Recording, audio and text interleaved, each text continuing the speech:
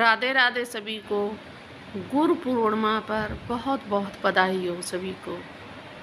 गुरु पूर्णिमा हमारे भारतीय संस्कृति में बहुत ही महत्व रखती है। इस दिन हम लोग अपने गुरुओं का सम्मान करते हैं।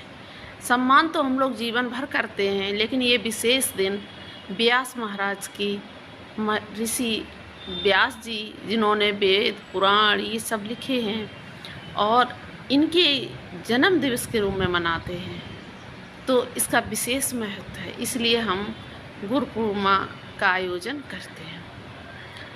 आज गुरु पूर्णिमा के दिवस पर मैं ये कहना चाहूँगी अपनी सभी बहनों से कि गुरु का महत्व हमारे जीवन में बहुत होता है। जब तक हमारे माता पिता रहते हैं, हमें इतनी आवश्यकता नहीं पड़ती है, तो हम इनके महत्व को कम समझ पाते हैं। कोई भी हमें उलझन हुई, हम अपने माता पिता के पास जाते हैं और वो उस उलझन को तुरंत सुलझा देते हैं, क्योंकि वो अपने बेटा या बेटी को, किसी को कोई माता पिता परेशान नहीं देखना चाहता। लेकिन जब वो पृथ्वी पर नहीं होते हैं, तब एक समय ऐसा भी आता है कि हमें लगता कि हम अब किससे कहें, अपने मन की बात किससे कहें, या उलझन है कोई कहाँ जाएं।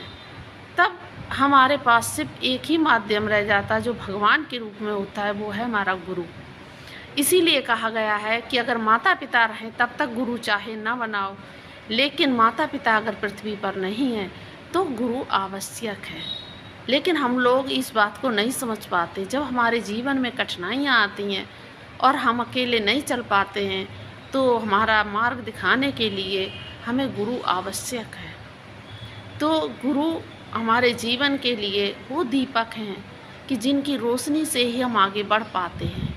कभी कभी मनुष्य बहुत ही विचलित हो जाता है, अकेले नहीं समझ में आता कहाँ जाए, तो गुरु ही एक हैं जो हमें भगवान तक पहुँचाते हैं।